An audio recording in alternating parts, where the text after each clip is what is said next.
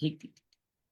छाया है ना, छाया, ठीक है। मेरे जी को जी जी। नंबर याद नहीं आएगा, प्लीज एक बार व्हाट्सएप कर दीजिएगा मेरे हाँ ठीक है। को। चलिए हम लोग बढ़ते हैं आज के हमारे गीता पाठ पे, 18वां अध्याय जिसको उपसंहार भी कहा जाता है, उस संदर्भ में बात करते हैं। और आपके साथ में अपनी स्क्रीन शेयर करता हूं। मैं चाहूंगा कि आप रहें, अगर विशेष कोई नहीं है तो अपने लिए इतना समय निकालें। आज पूरे 18 अध्याय भी नहीं सुने आपने, हालांकि हमने 5वें अध्याय से शुरू किया था। 1 2 3 4 कल करेंगे हम लोग, कल से पहला अध्याय शुरुआत करेंगे दोबारा। तो आप सबसे अनुरोध करता हूं कि कृपया हर हालत में हमारे साथ जुड़े और ये गीता का ये भाव आप देखें तो बड़ा अच्छा लगेगा, आपको आनंद आएगा, बहुत मस्ती आने वाली है।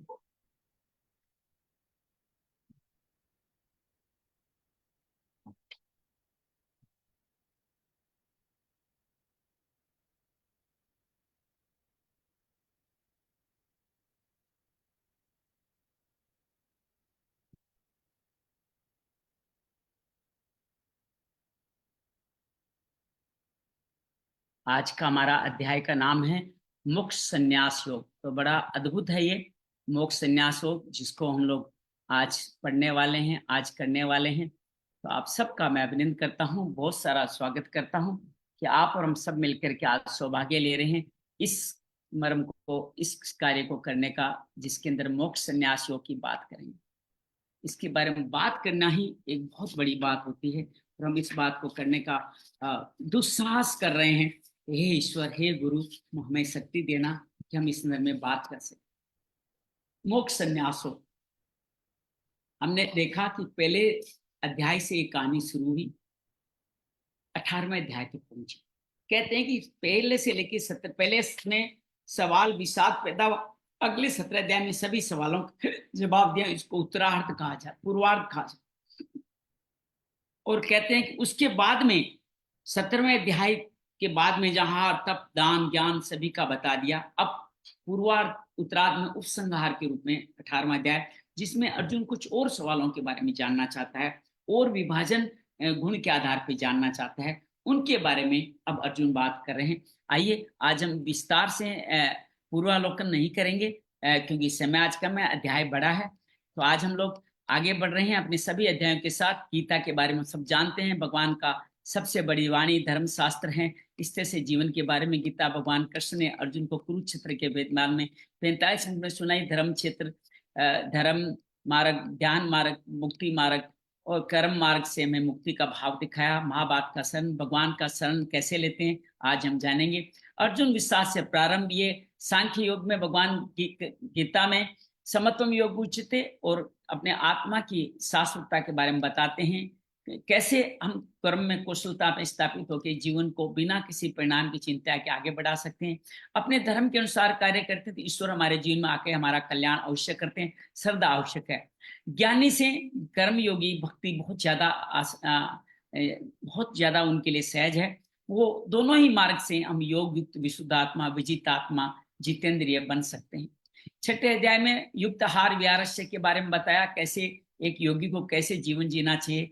4 तरह के भक्तों के बारे में बताया, आर्तु, जिज्ञासु, अर्थार्थी, ज्ञानी। और 8वें अध्याय में जब भगवान ने अक्षर ब्रह्म योग की बात की, तो भगवान ने हर मरण धर्मा व्यक्ति के लिए बताया कि कैसे वो अपनी सात्विक संपत्तियों को बढ़ाते हुए प्राण अपान में हवन करके इंद्रियों को नियंत्रित करें, हृदय पर ध्यान ले जाए, हृदय को मूर्ध्या में ले जाके चतुर्विध तरीके से ओम का उच्चारण करें। अंतिम समय में ये कार्य करते रहना बहुत अद्भुत है, लेकिन अंतिम समय कृष्ण ने देखा है हर समय ही ये करते रहना ही उचित है। ज्ञान विज्ञान योग, राज विद्या राजयोगम, अपने अलावा अन्य देवताओं का उन्होंने नहीं पूजा करने को कहा। उनसे जो फल मिलेंगे वो मैं ही श्रद्धा के अनुरूप देंगे और सब फल नासवान है। मेरा भजन करो, पत्रम पुष्पम फलम तोयम, कुछ नहीं देना, सिर्फ जो मैंने दिया है वही मुझे अर्पित करो। मैं तुम्हारा योग क्षेम वहां मैं करूंगा, अर्थात तुम्हारे जीवन में सब कुछ मैं ही देख रेख करूंगा, बस अनन्य भाव से मेरे पे समर्पित हो जाओ। 10वें अध्याय में अर्जुन को विभूति पाद, जब भगवान की आप अंदर लिप्त हो जाते हो, जब साधना में लगते हो, भगवान बहुत सारी सिद्धियां नव निधियां देते हैं, जिसमें कीर्ति, धृति, स्मृति, मेघा, वाक पटुता, ये सब जीवन में शामिल है। वही एकादश अध्याय अर्जुन उन्हीं रूपों को फिर साक्षात विराट रूप में देखना चाहता है। अर्जुन अपने और अपने सभी साथियों को और अपने दुश्मनों को, सभी को काल में जाते देखता है, घबरा जाता है, चतुर्भुज रूप में देखेंगे, प्रार्थना करता है, उनको नमन करता है, हे अनंत देवेश जगन निवास, मुझ पे प्रसन्न हो, मुझे रूप दिखाओ। भगवान ने कहा मेरा विराट रूप सिर्फ भक्तों के लिए ही है। भक्त वो है जो सुख दुख सब में समभाव में रहे, तुल्य निंदा स्तुतिर मौनी, हर्ष मर्ष भयोद्वेगेर मुक्तो, सभी में शीतोष्ण सुख दुख सभी में समान भाव में रहे, वो भक्त मुझे प्रिय। यही भक्त के लक्षण है। 13वें अध्याय में भगवान बताते हैं कि धीरे धीरे जब साधना आगे बढ़ती है, ये क्षेत्र शरीर क्षेत्र है, इसको क्षेत्रज्ञ जानने वाला है। मैं एक क्षेत्रज्ञ हूँ। क्षेत्रज्ञ करता क्या है? गुरु क्या करता है? दृष्टा। पहले साक्षी भाव से हमें देगा, फिर अनुमति प्रदान देगा अपने साधना में आगे बढ़ने की। फिर भरता, आपका साधना भी वही श्वास पकड़ कराएगा। भोक्ता, उसका प्रसाद भी स्वयं करण कर लेगा, ताकि आपका कोई फल न बने, और आपको महेश्वर तक पहुंचा देगा, अपने अंदर समाहित कर लेगा। ये था 13वें अध्याय का सार जो हमने समझा। 14वें अध्याय में भगवान ने गुण के सत्व रजस तमस की बात की, कि तीनों गुण में हम लोग, सब में तीनों गुण हैं, जो गुण बढ़ के आता है वो उस वक्त हम वही कार्य करते हैं। एक पे दूसरा गुण दबा के आगे बढ़ता है, और इन सभी धर्मों में इन्हीं गुणों में अगर हम जीवन बरतते हैं तो हमारी मुक्ति कैसे होती है वो बताया। ऊर्ध्व गच्छन्ति सत्वस्था, सत्य वालों ऊर्ध्व गति, अर्थात देव कुल में पैदा होते हैं। मध्य तिष्ठन्ति राजसे, मनुष्य कुल में पैदा होते हैं राजसी लोग। और जिनकी तामस गति है वो सब जघन्य वर्तियों अर्थात अधोवर्तियां कीट पतंगों में जाते हैं। और इन तीनों से परे जो गुणातीत हो जाते हैं वो मुझ में समाहित हो जाते हैं। गुणातीत की विधि बताई, गुणातीत के किस तरह से अनन्य भक्ति से गुणातीत हुआ जा सकता है। साधना जो बताई, उस साधना से कैसे गुणातीत हो सकता है वो बताए। और उनको क्या क्या उनके स्वभाव है, वही समभाव के स्वभाव उन्होंने बताए। 15 अध्याय में वरदान ने पुरुषोत्तम योग के बारे में बताया, और साथ में बताया इस हमारा जीवन ऊर्ध्व मूल मग्र शाखम, एक पीपल के पेड़ की तरह, जिसका तना उल्टा है, जड़ें नीचे है। तना ऊपर है, जड़ें नीचे है। ये जड़ें जितनी गहरी है वो हमारी अलग अलग वर्तियों में हमारे जन्म का प्रतीक है। गहरी जड़ें तामस, मध्यम जड़ें मनुष्य शरीर, और उत्तम जड़ें आपके देवतुल्य सूर्य, जहां से मुक्ति आसान है।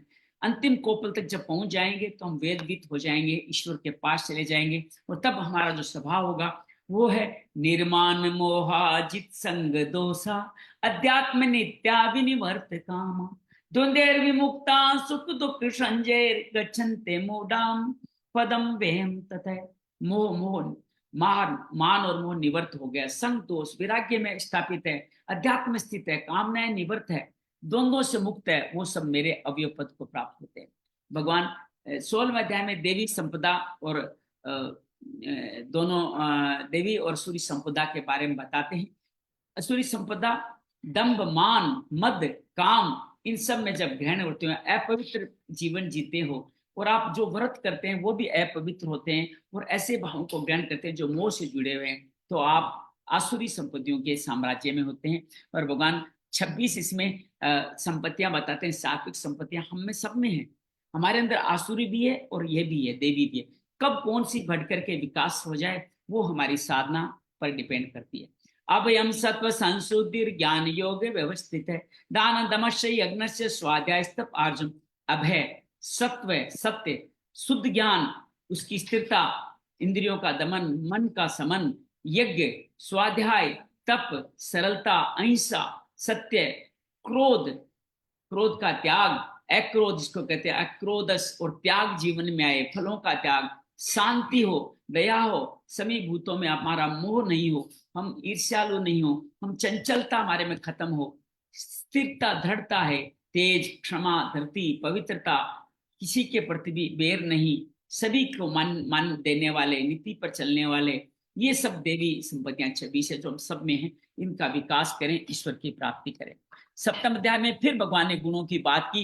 इसके अंदर अर्जुन सवाल पूछता है, फिर दोबारा गुणों के बारे में जानना चाहता है, और गुणों के बारे में जो सवाल पूछता है उसके बारे में हम लोगों ने बात की इस अध्याय के बारे में। 7वें अध्याय में भगवान ने विशेष रूप से अपने भक्तों के लिए 4 बातें कही, कि 4 तरह की बातें सत्व रजस तमस के आधार पर उन्होंने व्यतीत की। पहली है आहार, सात्विक लोगों कैसे आहार प्रिय होते हैं वो बताया, तामसिक व्यक्तियों को कैसे होते हैं, राजस व्यक्तियों को कैसे प्रिय होते हैं, तो सात्विक व्यक्तियों को सात्विक आहार ही प्रिय होते हैं। या यूं कहूं, सात्विक आहार लेने से हम सात्विक बन सकते हैं। साथ में भगवान ने यज्ञ दान तप का भी विश्लेषण किया, ओम तत्सत का भी विश्लेषण किया।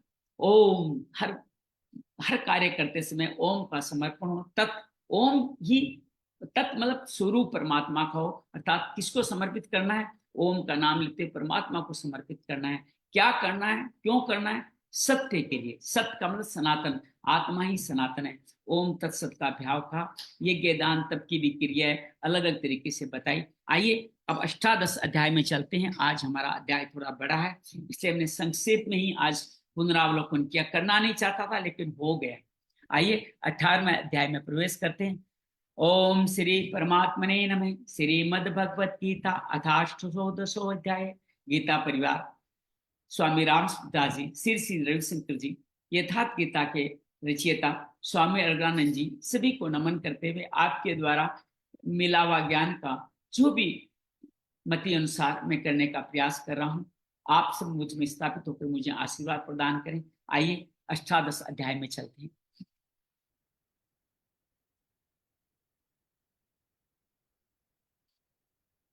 ओम श्रीमद् भगवत गीता अथाष्टोदशोध्याय मोक्ष संन्यास योग है। गीता परिवार के द्वारा ये संकल्प। ओम श्री परमात्मने नमः। श्रीमद् भगवत गीता अथाष्टोदशो अध्याय। अर्जुन उवाच। अर्जुन फिर एक नया सवाल रखता है। संन्यासस्य महाभावो तत्त्वमिच्छामि वेदितुम् त्यागस्य च ऋषिकेश पृथक्केशी निषूदन है। भगवान का एक नाम यहाँ पे लिया गया, केश निषूदन। ये भगवान का नाम यहाँ पे लिया गया। भगवान को इस नाम से पुकारते अर्जुन कहता है, हे हृदय के सरस्वती, मेरे हृदय के मालिक।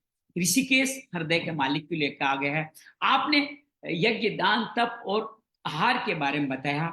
मैं ये जानना चाहता हूँ संन्यास और त्याग का क्या यथार्थ स्वरूप है, इसके बारे में अलग अलग पृथक पृथक जानना चाहता हूँ। मुझे संन्यास भी बताइए क्या है और त्याग क्या है वो भी बताइए। इसलिए इसका नाम मोक्ष संन्यास योग के लिए है। पूर्ण त्याग ही संन्यास है। पूर्ण त्याग ही संन्यास है, जहाँ संकल्प और संस्कार हमारे समापन हो जाएं, जिसके बाद साधना की प्राप्त आसक्ति का त्याग हो जाए। तो यहाँ दो सवाल है, संन्यास के तत्व और उन दोनों तत्वों को अर्जुन जानना चाहता है। और भगवान तो अपने शिष्य के प्रति अनुराग के प्रति दयालु है, हर वक्त उनके समाधान करने के लिए तैयार है, तत्पर है। तो भगवान कहते हैं, श्री भगवान वाच है, काम्यानं कर्मणान्यासं संन्यासं कवयो विदु सर्व कर्म फल त्यागं प्राहुस्त्यागं विचक्षणा। भगवान यहाँ पे बड़ा सुंदर कहते हैं कि इस बारे में कई लोगों के कई कई मत है। कई पंडित जन ये कहते हैं सभी काम करने वाले कर्मों को त्याग दीजिए, उसी को संन्यास कहते हैं। और कितने ही कहते हैं कि कर्म फल के त्याग को त्याग कहते हैं। दो विचार आए यहाँ पे, कोई कर्म करो ही नहीं, कर्म करना ही त्याग दो, वो संन्यास है। दूसरा क्या है, कर्म तो करो लेकिन कर्म फल को त्याग कर दो, वो संन्यास। तो दो मत भगवान ने बताए। कुछ और मतों की भी जिक्र करते हैं, फिर अपना निर्णय भी देंगे। त्याजन दोष वदित के कर्म प्राहुर मनीषिण है यज्ञ दान तपक्रम न त्याज्य मिति चापरे। भगवान यहाँ पे कहते हैं कई ऐसे विद्वान भी हैं कि सभी कर्म दोष युक्त है, त्याज्य दोष, सभी कर्मों को त्याग दीजिए अर्थात त्याग देने योग्य। दूसरे विद्वान ऐसे कहते हैं यज्ञ दान और तप ये त्यागने योग्य नहीं है। इस प्रकार भगवान ने चार मत हमारे सामने रखे। अब भगवान अपना मत भी देने वाले हैं कि मैं किस मत में शामिल हूं। बड़ा सुंदर चित्रण है, ध्यान से सुनिएगा। बड़ा निश्चयम शृणु में तत्र त्यागे भरत सत्तम वित्यागो ही पुरुष व्याघ्र त्रिविध संप्रकीर्तित है। भगवान कहते हैं, हे अर्जुन, अब त्याग के समय मेरे विशिष्ट को सुन। हे पुरुष श्रेष्ठ, त्याग तीन प्रकार का कहा गया है। इसी में भगवान आगे चल करके संन्यास की भी बात कर देंगे। तो तीन, अब त्याग से संन्यास जुड़ा हुआ है, जो त्याग करो तो संन्यास है। तो त्याग जो तीन तरह के प्रकार बताए, चार तरह के, भगवान अपना मत दे रहे हैं। अपना समर्थन किसे देते हैं, वही हमारा मत हो सकता है। यज्ञ दान तपक्रम न त्याजं कार्यमेव तते यज्ञोदान तपस्येव पावनामि मनीषिणाम। भगवान अपना मत देते हुए कहते हैं यज्ञ दान और तप ये तीनों ही कर्म त्यागने योग्य नहीं। इसके अलावा सब कुछ त्याग सकते हो। ये तीनों ही पुरुषों को पवित्र, मनीषिणाम पावनानि, पावन कहते हैं पवित्र को, पवित्र करने वाले। तो इसका इन चारों पांचों सुनों का अगर समराइज करें तो भगवान ने चार प्रसिद्ध मतों का त्याग किया। एक संपूर्ण कर्मों का त्याग, एक संपूर्ण कर्म फलों का त्याग, तीसरा सभी कर्मों का त्याग, काम्य कर्म का, और फिर कोई भी कर्म न करो, चौथा यज्ञ दान तप को हटा करके बाकी कर्मों का त्याग। भगवान ने अपना मत चौथे में डाला कि यज्ञ दान तप का कर्म आपको त्याग नहीं करना, लेकिन फलों का सभी कर्म हम सबको त्याग करना है। तो उस जमाने में कई मत थे, तो एक मत पे पहुंचना जरूरी था। तो भगवान ने कल्याणकारी मत दिया कि कर्म के फलों को त्याग करो, लेकिन यज्ञ दान तप को मत त्यागो। तो ये भगवान का मत बताया। तो भगवान ने महापुरुष ने को नया नहीं वाणी दी, उनने जो प्रचलित मत हैं उसमें एक मत को समर्थन दे करके हमारे सामने फाइनल निर्णय दे दिया, यज्ञ दान तप करना है। अब यज्ञ दान तप कौन सा करना है, पिछले अध्याय में पढ़ के आ गए हैं। सात्विक यज्ञ, सात्विक तप, सात्विक दान ही करना है। तप का मतलब मनसा वाचा कर्मणा, शरीर को तपाना।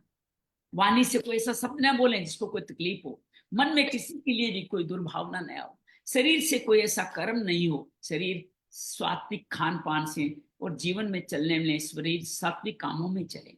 यज्ञ वो करें जो हमारा हवन, प्राण में अपान के हवन, विशुद्ध संपत्तियों की वृद्धि, और इस तरह से हृदय से मूर्ध्या तक ओम का उच्चारण, ये था हमारा यज्ञ। और तब दान, जिन लोगों को बिना किसी फल की इच्छा के नजरें झुकाते हुए, और जब सुपात्र को, जरूरतमंद को जब दान देते हैं, देश काल पात्र का ध्यान रखते, वो सात्विक दान है। ये तीनों ही ध्यान आपको वर्जना है, त्यागना नहीं है, ये काम करते रहने, ये सात्विक रूप से करते रहना है।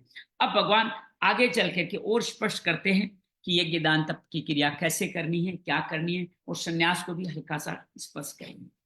संन्यास पूरे अध्याय में ही चलेगा। एतान्यपि तु कर्माणि संगं त्यक्त्वा फलानि च, इनके साथ कर्म फल को छोड़ना है। कर्तव्यानिति में पाठ निश्चितम मतमुत्तमम, कहते हैं कि मेरा यज्ञ दान तप और कर्म की आसक्ति और फल का त्याग, 5 चीजें होगी साहब।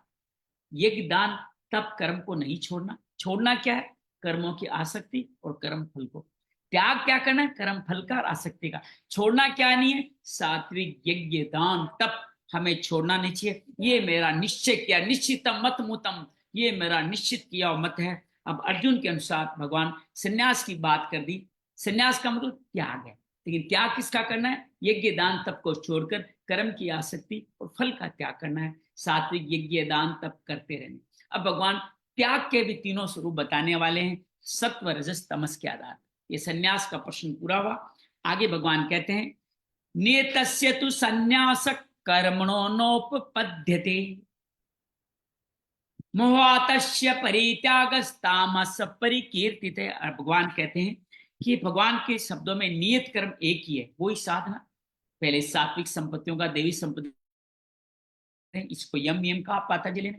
फिर उसके बाद आप अधिष्ठान लगा करके अपने प्राण पान का हवन, विषयों को इंद्रियों में नियंत्रित करने के प्रत्याहार, फिर धारणा दान समाधि के द्वारा भगवान आगे बढ़े। तो भगवान बार बार इस पे बल दे रहे हैं ताकि आप भटक करके कोई दूसरा यज्ञ न करने लग जाएं, दूसरा कोई नियत करने न लग जाएं। तो मोह से त्याग करना, भगवान यहाँ स्पष्ट कहते हैं कि मोह से त्याग करना तामस त्याग कहा जाता है। इन सब का त्याग अगर कर दोगे तो तामस त्याग कहा जाएगा। सांसारिक विषय वस्तुओं की आसक्ति में फंसकर कर्म का त्याग करना तामसी है। ऐसे पुरुष अधक गच्छति, और अर्थात ऐसे पुरुष कहाँ जाते हैं, नीचे की योनि में जाते हैं। कीट पतंग या बहुत ज्यादा तकलीफ दे मनुष्य धर्म को लेते हैं, और जिन्होंने भजन की प्रवृत्तियों का त्याग कर दिया, ये तामस दाम। पहले नीचे का त्याग बताया, किसका नहीं त्याग करना, नियत कर्म का त्याग नहीं। अगर इनका त्याग कर दिया, जो साधना का त्याग कर दिया, ये कि दान तप में भले ही आप कहीं पे अटके हो, लेकिन अपनी साधना का त्याग कर दिया, तो धीरे धीरे आप मोह माया में फंसते चले जाएंगे। मोह में आकर के आप इनका त्याग करते हैं। नहीं आज शरीर का मोह है, नहीं आज नहीं उठता हूं। हमें जो जो हम करते हैं, ईश्वर हमें आदेश देता है, संकेत देता है, उठ जाओ उठ जाओ। आज पता है मैं 3:30 की बजाय करीब 3 बजे नींद खुल गई। मैंने सोचा 3 बजे आज क्यों ऐसा नींद खुल गया, ऐसा क्यों हो रहा है। पता चला हम लोग है ना 30 तारीख को, 30 सितंबर 28 सितंबर को हम एक दल के साथ अयोध्या और काशी की यात्रा कर रहे हैं। काशी में हम सबको रुद्राभिषेक करना था। रुद्राभिषेक की डेट समय रात को 12-1 बजे खुला, तो साथियों का करा लीजिए, बाकियों को मैं करा दूंगा। तो भगवान ने मुझे 3 बजे जगाया। तुम अब सबकी बुकिंग कराओ। तो मैं 3 बजे से उठ के सबकी बुकिंग कराने ऑनलाइन लग गया कि सबकी रुद्राभिषेक की 60 आदमियों की बुकिंग हो जाए। तो भगवान अपने आप आदेश देता है, उसको पता है तुम्हें क्या करना है, उस समय में अपने आप ले जाता है। लेकिन जब मोह में फंस करके, अगर मैं मोह करता थोड़ा और सो जाता हूँ, अभी क्या दरकार है, सब लोग कर लेंगे, तो विश्वास कीजिएगा भगवान संकेत देके छोड़ देते हैं, फिर आपका तमस बढ़ जाता है। तो ये तमस के बारे में संन्यास संबंधी त्याग बताया गया। नियत कर्मों का त्याग करना ही आपका तामस है। अब बात करते हैं राजसी त्याग क्या है। दुख मित्येव यत् कर्म काय क्लेश भयात् त्यजे स कर्तवा राजसं त्यागन नेव त्याग फलम लभेत। भगवान स्पष्ट कहते हैं कर्म को दुख में समझ के, जैसे मैंने बताया साधना रोज करनी है, हम लोग नहीं कर पाते, अर्थात बहुत तकलीफ होगा, नींद अच्छी आ रही है, क्यों उठूं, आलस्य आ गया, अर्थात प्रमाद आ गया, तो दुख को समझ कर शारीरिक क्लेश, शरीर में क्लेश होगा, आज योग को दर्द होता है, ये करूं, और भय से, दुख, क्लेश और भय, इनके कारण से आप नीत कर्म को त्याग करके, त्याग राजस त्याग को करके भी त्याग के फल को प्राप्त नहीं होता। अर्थात आप क्लेश के भय से त्याग कर देते हो, तो आप विधि जानते हो फिर भी आप काय नहीं उतरते, अर्थात भजन पार न लगे, इस भय से कर्म को त्याग दे, शरीर को कष्ट होगा, मतलब जानता है विधि, विधि का विरोध नहीं करता है, लेकिन बस काया को क्लेश होगा, इस काय क्लेश भय के कारण त्याग देता है, वो व्यक्ति उस त्याग से, मनुष्य का त्याग राजस है, इस त्याग को करने से कभी परम शांति नहीं मिलती। मनुष्य जीवन तो मिल जाएगा, लेकिन ब्रह्म की उपस्थिति, प्रगति, उसके पर पहुंचना आसान नहीं। अब सात्विक त्याग की बात करते हैं। क्या है सात्विक त्याग? कार्य मित्येव यत् कर्म नियतं कीर्तेर्जुन, अर्थात नियत कर्म करना है, संगं त्यक्त्वा फलं चैव स त्याग सात्विको मतः। नियत कर्म तो करना ही है, जो शास्त्र विधि बताया, एक बार फिर दोहरा दूं, अपनी सात्विक संपत्तियों को बढ़ाना, ये जीवन जीने के साथ में हमारे यम नियम के आधार पर जीवन चलेगा। फिर हम आसन लगा के प्राणायाम, प्राण में अपान का हवन, समस्त इंद्रियों को नियंत्रित करते हुए प्रत्याहार, धारणा, ध्यान, समाधि, और फिर ओमात्यक्षर ओम का उच्चारण सर की चोटी पर। ये थी कंप्लीट साधना। इस साधना को जो नियत कर्म समझ के करता है, वो व्यक्ति, उसका जीवन संग, दोष और फल, साथ में क्या और त्यागना है? वैराग्य। संग कहते हैं वैराग्य को, और वैराग्य के साथ फल भी त्याग, अर्थात विषयों में कोई राग नहीं, भगवान के प्रति अनुराग, अनन्य भक्ति, और उसका फल जो त्यागे, वो सात्विक त्याग है। अर्थात क्या त्यागना है आपको? वैराग्य। संग त्यागना है तो वैराग्य होगा, और फल त्यागेंगे तो निष्काम कर्मी योगी थे। इन दोनों को त्यागना ही आपका सात्विक त्याग है। अब क्या जीवन भर यही करते रहेंगे? क्या यही नियत कर्म करना है, या इसका भी कभी संपूर्णता होगी? अगले श्लोक में भगवान इसी को संन्यास के रूप में समझाने का प्रयास करते। न द्वेष्टे कुशलं कर्म कुशले नानुसज्जते त्यागी सत्व समाविष्टो मेधावी छिन्न संशय है। भगवान स्पष्ट करते हुए कहते हैं कि हे अर्जुन, जो पुरुष अकुशल कर्म, दृष्टि अकुशलं कर्म, जो कार्य अकल्याणकारी कर्म करता है, वो व्यक्ति कभी कल्याण नहीं होता। अर्थात भगवान ये कहता है नियत कर्म ही कल्याणकारी है, इसके विरोध में जो कुछ भी करेगा वो इस लोक के बंधन है, अर्थात आपको वापस जन्म देगा। इसलिए इन कर्मों से द्वेष नहीं करता, कल्याणकारी कर्म में आसक्त नहीं होता, कल्याणकारी कर्म में भी आसक्त नहीं होता, और नियत कर्म से द्वेष नहीं करता, वो पुरुष संसारित, ज्ञानवान और त्यागी है। मेधावी, छिन्न संशय, छिन्न का मतलब कम संशय, नहीं संशय, जीरो संशय, वो त्यागी है। और भगवान कहते हैं कि इसी के साथ में पूर्ण त्याग ही संन्यास है। क्या क्या त्याग बताया? नियत कर्म नहीं त्यागना, यज्ञ दान तप कर्म नहीं त्यागना, कर्म फल में आसक्ति त्यागनी है, और साथ में हम सब लोगों को श्रद्धा के साथ कार्य करना है। तो ये सब पूर्ण त्यागी आपका संन्यास कहलाता है। क्या इसके अलावा और कोई सरल रास्ता है? भगवान कहते हैं नहीं, स्पष्ट कहते हैं यही करना होगा। स्पष्ट कहते हैं नहीं देवव्रता शक्यं त्यक्तुं कर्म्याण्य कर्माण्य शेषतः यस्तु कर्म फल त्यागी स त्यागी तय भी दीयते। अर्थात देहधारी पुरुष, हम सब लोग देहधारी पुरुष हैं, जिसके केवल शरीर नहीं आप देखते हैं, जिसमें केवल शरीर ही नहीं, हम कुछ और भी देख सकते हैं। श्री कृष्ण के अनुसार प्रकृति से उत्पन्न तमस, रजस और सत्व तीनों गुण ही इस जीवात्मा को बार बार जन्म मरण में बांधते हैं। तो जब तक गुण जीवित है, जब तक सत्व रजस तमस से सत्व में ही जीवित हो, चाहे आपने बहुत अच्छे यज्ञ दान तप कर्म किए हों, तो भी आपकी मुक्ति नहीं है। तब भी आपका रूप परिवर्तित होता रहेगा।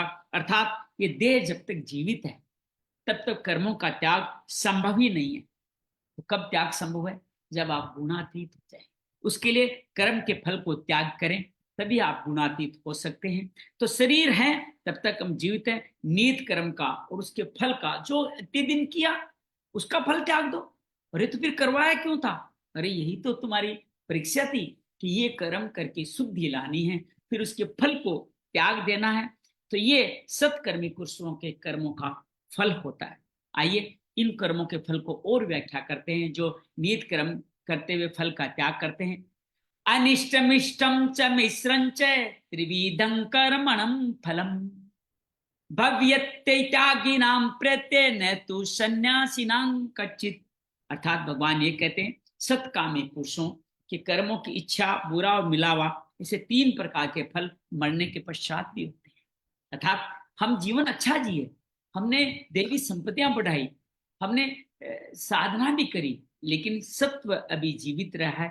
तो भगवान कहते हैं ऐसे सत्व रजस तमस किसका बाहुल्य है, किसमें जीवन जी रहे हैं, उसके आधार पर आपको फल मिलता है। अर्थात सत्व के बाद भी जन्म मिलेगा, सात्विक व्यक्ति को भी जन्म मिलता है, तो उसके आधार पर जन्म निर्माण मिलता रहता है। सन्यासी नाम, लेकिन सन्यासी व्यक्ति जिसको सन्यास के सर्वस्व का त्याग, अर्थात शुभ कर्मों को भी त्याग, शुभाशुभ कर्मों को भी आप तब त्याग कर देते हैं, तो वो पूर्ण त्यागी पुरुषों को कर्मों का फल किसी भी काल में नहीं मिलता। यही सन्यास है। सन्यास चरमोत्कृष्ट व्यवस्था है। ये शरीर घर को त्याग देना सन्यास नहीं है। सन्यास करने के बाद में हमने देखा बहुत सारे घर त्याग चुके सन्यासी भी क्रोध करते हैं, वो भी कोई पीठ की मोह में रजस करते हैं, नहीं मिलता है तो तमस करते हैं, और सत्व की बात तो हमेशा ही करते हैं। तो तीनों में से कोई भी फल होगा। तो शुभ और अशुभ कर्म ये हमारे होते क्यों हैं? हमसे हम शुभ क्यों करते हैं, अशुभ क्यों करते हैं, उसके पीछे कारण क्या है? आइए कर्म का विषय भगवान अब उठा रहे हैं, क्योंकि इस सब के पीछे कर्म ही है। पंचेतानि महाभाव, 5 कारण हैं। कारणानि निबोधि में सांख्य कर्तांति प्रोक्तानि सिद्धिवे सर्व कर्मणा। भगवान ने यहाँ फिर दोबारा सांख्य योग को स्पर्श किया। दूसरे अध्याय में सांख्य योग की बात की, जिसमें भगवान ने आत्मा मुख्य रूप से सांख्य योग का प्रणेता बताया। शरीर नगण्य है, आत्मा ही प्रमुख है, और कर्म करना, समत्व में योग करना या कर्मों में कुशलता ही बिना फल की इच्छा के तुम्हारा धर्म। अब इसी और सांख्य योग की व्याख्या करते हैं कि सांख्य योग जिसके प्रवर्तक भगवान कपिल, भगवान के तीसरे चौथे अवतार थे। वो चौथे तो न, सबसे पहले सनत कुमार हो गए, फिर नारद हो गए, फिर यज्ञ हो गए, फिर कपिल हो गए। जी हाँ, चौथे अवतार कपिल मुनि के रूप में कहे गए। वो उन्होंने सांख्य योग को परिणित किया। आज भी सांख्य की धारा कपिल मुनि के नाम से जानी जाती है। उन्होंने 5 तरह की बातें बताई कि अच्छा कर्म और बुरा कर्म, इन 5 तरह की बातों के 5 कारण सांख्य सिद्धांत में कहे गए हैं। मुझसे तुम भली प्रकार जान। ये 5 कारण कौन से हैं? बहुत अद्भुत है, आप सुनिएगा, बड़ा आनंद रोमांच आने वाला है, अच्छी तरह सुनिएगा। अधिष्ठानं तथा कर्ता, ईश्वर कर्ता हम, करण च पृथक विदम, सभी अलग अलग, विविधास पृथक चेष्टा, अलग अलग प्रयास, देवम चेवा न पंचमम, अर्थात 5 बातें जो कही गई है वो है कर्ता। कौन है कर्ता? ये मन, जिसमें ईश्वर का भी थोड़ा अंश है, थोड़े हमारे पूर्व जन्म के संस्कार है। पृथक पृथक कर्म, अर्थात जिनके द्वारा कार्य किया जाता है। यदि शुभ पार लगता है तो सजातीय संपत्तियां बढ़ती है, जैसे विवेक, वैराग्य, सम, दम, त्याग। और जो आपकी अशुभ पार लगता है, अशुभ का रहते वो विकार ऊपर आ जाते हैं। देश तो दे, काम, क्रोध, राग, द्वेष, लिप्सा, ये सारे कारण होते हैं, इनके द्वारा प्रेरित होते हैं। फिर इनके लिए क्या करते हैं? जो भी आपका स्वभाव बना उस टाइम पे, सजातीय पर होती है तो सजातीय शुभ कर्म, अशुभ कर्म में विजातीय प्रवृत्ति, उसके आधार जो भी आप प्रयास करते हैं, जिनको चेष्टाएं कहा गया, उन विविधाश पृथक चेष्टा, ये अनंत इच्छाएं ही चेष्टा है। हमारी इच्छाएं हमारे उस स्वभाव के अनुरूप इच्छा होती है। जब हम अशुभ प्रवृत्तियों के जंजाल में होते हैं तो हमारी इच्छाएं भी अशुभ होती है, तामसी राजसी इच्छाएं होती है। जब हम शुभ संपत्ति के, देवी संपत्ति के पास में होते हैं, उनके बंधन में होते हैं, तो हमारी इच्छाएं भी सात्विक होती है। इन इच्छाओं का अंतरुत, ये इच्छाएं पूरी कब होगी? जब उचित साधन मिल जाएगा। साधन कैसे मिलेगा? हमारे पूर्व जन्म के संचित कर्म के आधार पर। हमारी जैसे हमारा मन में भाव हुआ कि हम गीता पे बात करें, तो ऐसे साधन मिलते रहे, आप जैसे लोग आते रहे और गीता पे भगवान आदेश देते रहे, गीता पे बात करते रहे। तो ये जो साधन मिला वो कैसे मिला? हमारे पूर्व जन्म के जो बीज थे उन्हीं का ये फल बन जाना, उन्हीं का पौधा बन जाना, उन्हीं का पेड़ बन जाना। तो साधन कैसे मिलते हैं? ईश्वर देते हैं साधन, हमारे कर्मों के अनुरूप साधन देते हैं। तो ये है 4 चीजें। 5वां है संस्कार, जिसको मैंने अभी कर्म कहा गया है, जिससे साधन क्रिएट होंगे। वो साधन गीता हो सकती है, गुरु हो सकते हैं, ग्रंथ हो सकते हैं, लेकिन मिलेंगे कहां से? संस्कार के कारण, जो हमारे पूर्व जन्म का फल है। सत्कर्म का सत्फल, राजस का राजस फल, तामस का अधो जन्म का फल। तो आइए इस फल 5वें को समझते हैं। शरीर वांग मनो वीर्यत कर्म पारबते नर। संस्कार की बात हो रही है। न्यायम वा विपरीतम वा पंचेते तस्य हेतु है। तो भगवान कहते हैं कि 5 तरह के मार्ग मनुष्य मन वाणी और शरीर से, शास्त्र शरीर वांग बने कर्म कैसा करना है, उसके अंदर शास्त्र के अनुसार जो गीता में बताया गया है, ये कार्य अगर हम करते हैं तो ये बहुत सुंदर तरीके से हमारा जीवन आगे बढ़ता है। तो 5 कारण कौन कौन से, एक बार फिर रिवाइंड कर देता हूं। कर्ता में अकर्ता भाव से, अक्रम भाव से कर्म जो हमें करना है। त्याज्य कर्म कौन से हैं वो बताए, जो कर्म नहीं त्यागने हैं, वो नियत कर्म नहीं त्यागना, उसके बारे में बात आए। तो कर्ता हो गया, कर्म हो गया, करण। करण हमारे जीवन के जो जो साधन हमें मिले हैं वही उसके अंदर करण कहा गया है। पृथक पृथक करण, शुभ है तो शुभ कर्म, अशुभ है तो अशुभ, जैसी बढ़ती हैं वैसे करण। और फिर उसके अनुरूप ही चेष्टाएं होगी। चौथा हो गया चेष्टा, और उसी के अनुरूप साधन जुटेगा। कर्ता, करण, चेष्टा, साधन और संस्कार सब एक दूसरे जुड़े हैं। ऊपर से देखें, जैसे संस्कार वैसे साधन, साधन जैसे हैं वैसी इच्छाएं, और इच्छा के अनुरूप ही आप कर्म करो, करण मिलेंगे, और करण के अनुसार ही कर्ता कर्म करेगा। तो बड़ा सुंदर तरीके से 5 अधिष्ठान बताए गए हैं। इन 5 को हम बार बार और याद करेंगे। आइए अब बात करते हैं 5 कारण है, फिर क्या करें। तत्रैवं सति कर्तारम आत्मानं केवलं तूचः पश्यत्कृत बुद्धित्वा न स पश्यति दुर्मति। भगवान कहते हैं जो पुरुष अशुद्ध बुद्धि, अर्थात जब आपकी विजातीय प्रवृत्तियां असुरी प्रवृत्तियां आपके अंदर है, तो उस विषय में केवल स्वरूप आत्मा को करता देखते हैं। हम सोचते हैं भगवान करा रहे हैं। देखो बड़ा विवादित विषय भगवान ने स्पर्श किया। लोग कहते हैं हम कुछ नहीं करते, सब कुछ भगवान कराने। और ये बात कहने वाले कौन है? भगवान उनको दुर्मति अर्थात दुर्बुद्धि कहा है कि मैं कुछ नहीं करता, जो कुछ करता है तुम करता। कैसे? अपने संस्कार, अपने साधन, अपने चेष्टा, अपने करण के द्वारा तुम ही कर्म करते हो, करता तुम हो, मैं करता नहीं। हम अक्सर भगवान कहते हैं भाई भगवान की मर्जी, भगवान की मर्जी नहीं होती। कल मैं एक बड़ा सुंदर समझ रहा था कि एक व्यक्ति समझा रहा था कि भाग्य है, भगवान को भाग्य कह सकते हो, और हम जो मेहनत करते हो श्रम कर्म कह सकते हो। तो हमें भाग्य पे निर्भर रहना चाहिए, श्रम पे निर्भर रहना चाहिए। तो एक सज्जन बहुत सुंदर बताते हैं कि आपके बैंक में खाता तो होगा, कहाँ? लॉकर होगा, हाँ है। तो लॉकर में आप 2 चाबियां लगाते हो, एक आपकी और एक जो बैंक का मैनेजर लगाता है। जो बैंक का मैनेजर लगाता है वो भाग्य है, और आप जो लगाते हो चाबी वो श्रम है। अब बैंक का मैनेजर चाबी लगाता रहे, अर्थात भगवान कुछ भाग्य देता भी रहे, लेकिन आप अपनी चाबी श्रम की नहीं लगाओ, नियत कर्म की नहीं लगाओ, तो आपके जीवन का उदय कैसे होगा? तो आपको बार बार श्रम करते रहना पड़ेगा। हो सकता है भगवान ने अपनी चाबी लगा रखी है। तो ये बड़ा सुंदर यहाँ वर्णन किया गया है। तो ये बहुत सुंदर तरीके से भगवान बताना चाहते हैं। अशुद्ध बुद्धि के कारण केवल स्वरूप आत्मा सिर्फ और सिर्फ आत्मा को कर्ता रूप में देखता है, ये गलत है। आपको कर्म आपको करना है।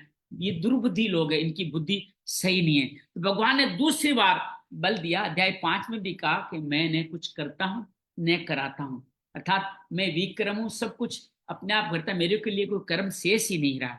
तो फिर क्या करते हैं लोग, क्यों कहते हैं भगवान करते हैं? ये मोह है हमारा, हमारी बुद्धि आवर्त है, इसलिए हम कह सकते हैं। यहाँ स्पष्ट कहते हैं कर्म होने के 5 कारण हैं, उसके बावजूद भी केवल स्वरूप परमात्मा को करता देखता है, पर मूढ़ बुद्धि यथार्थ नहीं देखता, अर्थात भगवान नहीं करते। लेकिन यहाँ पे भी एक विवाद है। अर्जुन के लिए भगवान कहता है मैं तेरे लिए सब कुछ करूंगा, तेरे लिए मैं रथी बन के खड़ा हूं, तेरा योग क्षेम वहां मैं करूंगा। तो अर्जुन को कह रहे हैं हमें हमारा कर्म नहीं करेंगे। यहाँ एक समझने की बात है, एक बारीक सी लाइन है, जब उस लाइन को आप पार कर जाते हो, भगवान के पाले में आ जाते हो, तब भगवान की चाबी लग जाती है, तो भगवान आपके लिए सब कुछ करता है। इसको योगक्षेम वहां मन किया या रथी हो के आपके जीवन का संचालन का, वो चाबी आपकी नहीं लगी, उस लेवल तक नहीं पहुंचे, तब तक कर्म आपको ही करना, उसके बाद कर्म आपको अपने आप स्वतः ही करवाएगा। तो ये इस बात को समझिएगा। ताल ठोकर भगवान तभी हमारे पक्ष में खड़े होते हैं जब नीत कर्म करते करते हम थोड़े ऊंचे हो जाएं। कहते हैं ना, पिताजी हमें कहा करते थे तुम काम करो, अभी मैंने तुम्हें इतने रुपए दे दिए हैं, अब तुम आगे करोगे तब देखूंगा। हमें जानते हैं पिताजी बात बहुत पैसे, लेकिन पैसे हमें देते ही नहीं थे। वो देखना चाहते थे कि मैं उन रुपयों के साथ कुछ सद करता हूँ कि नहीं करता हूँ। जो ही मैंने रुपए, पिताजी अपने आप गांव से उठ के आ गए, ले तेरे रुपए और चाहिए गए और ले लो। तो भगवान भी तो ऐसा ही करते हैं। हम अगर अच्छा कर्म करते हैं तभी हमें जिम्मेदारी देके कुछ और देने का भाव करते हैं। अगर हम ऐसा नहीं करते तो भगवान भी शांत खड़े रहते हैं, पिताजी देखते रहते हैं मेरे रुपयों को बर्बाद कर रहा है, अब इसको अलग रुपया नहीं देना, अब ये रोटी की इसके रोटी पानी का इंतजाम कर देता हूँ, अपना घर चलाए, बस इतना है, मैं उसको और कुछ नहीं देने। लेकिन पिता ईश्वर तभी देता है, गुरु तभी देता है जब आप कुछ अच्छा करते देखते हैं, तो भगवान अपने आप आपके लिए खड़े हो जाते हैं।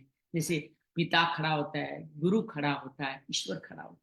तो ये बड़ा सुंदर वर्णन है कि भगवान भी करते हैं, लेकिन कब करेंगे? जब आप अपग्रेड हो जाएंगे तभी भगवान करेंगे। ये प्रश्न पूरा हो गया।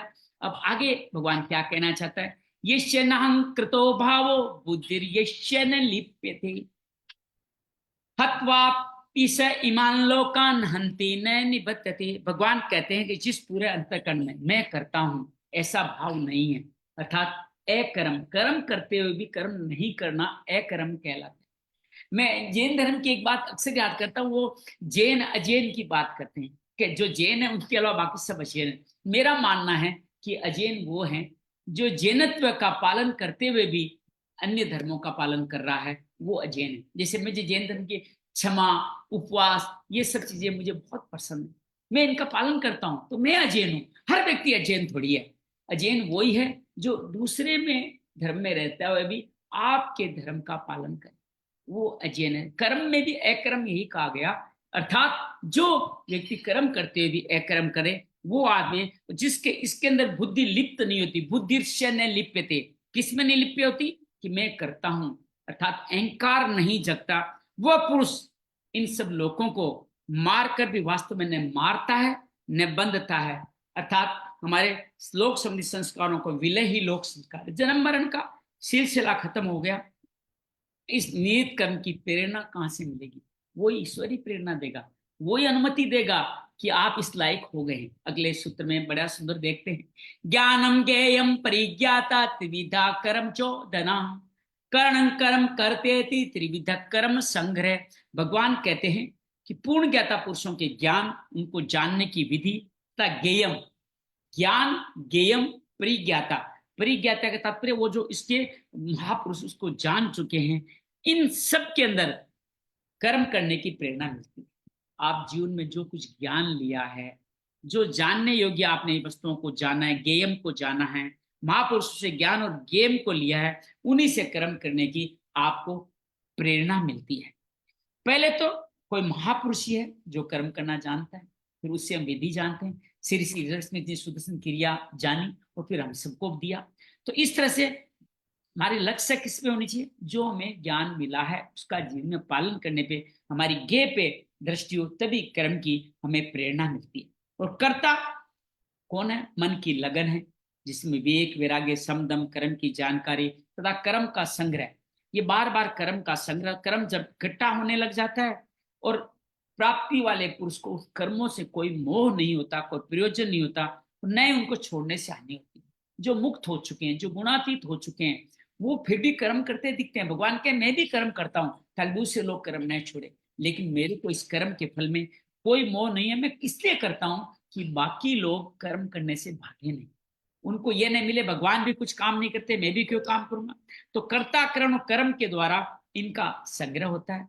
तो भगवान ने करण के बारे में बताया। अब कर्म और कर्ता की तीन तीन भेद हमें बता रहे हैं कि ये कर्ता और कर्म किस तरह से, ज्ञान कर्म और कर्ता, इन तीनों के तीन तीन भेद बता रहे हैं। कौन सा ज्ञान सात्विक है, कौन सा कर्म राजसिक है और कौन सा कर्ता तामसी है।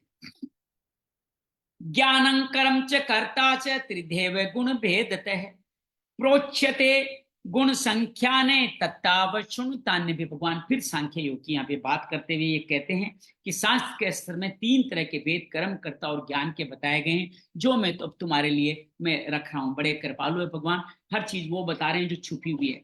सर्वभूतेषु येनैकं भावम् अव्यमिक्षते अविभक्तम विभक्तेषु तज्ज्ञानम विद्धि सात्वम। भगवान ज्ञान के बारे में करता है, जिस ज्ञान से मनुष्य पृथक पृथक सब भूतों में एक अविनाशी परमात्मा को एक रस भाव से थे। भगवान आगे भी जिक्र करके आए थे, जब वही ज्ञान सात्विक है, आप सब में ईश्वर के दर्शन, आपका ज्ञान इस तरह पहुंच जाए, हर बुरे से बुरे व्यक्ति की अच्छाई आप देख पाए, उनमें ईश्वर तत्व के दर्शन कर पाए, वही ज्ञान आपका सात्विक है। और जिसके साथ गुणों का भी अंत हो जाता है। अगर आप सब में ईश्वर देखने लग गए ना, तो गुणातीत होने की प्रणाली भी है, और ये ज्ञान की मेच्योर्ड परिपक्व अवस्था है। अब राजस ज्ञान के बारे में बात करते हैं। राजस ज्ञान क्या है उसके बारे में बात करते हैं। पृथक तो यज्ञानम नाना भावात पृथक विधान वेति सर्वेषु भूतेषु तज्ज्ञानम विद्धि राजसम। जो ज्ञान संपूर्ण भूतों में विभिन्न प्रकार के अनेक अनेक भावों को देखता है और कहता है ये अच्छा है ये बुरा है, अर्थात सब लोगों में ये देखो ये आदमी बहुत अच्छा है, ये आदमी तो बिल्कुल नालायक है, बिल्कुल बदमाश है, इसका मतलब वो अच्छे बुरे में भेद कर रहा है, फिर उसमें समभाव नहीं रहा। तो ऐसा व्यक्ति राजसिक ज्ञान वाला है, उसको ज्ञान तो है लेकिन सब में भेद देखता, सब में ईश्वर को नहीं देखता, वो राजसी है।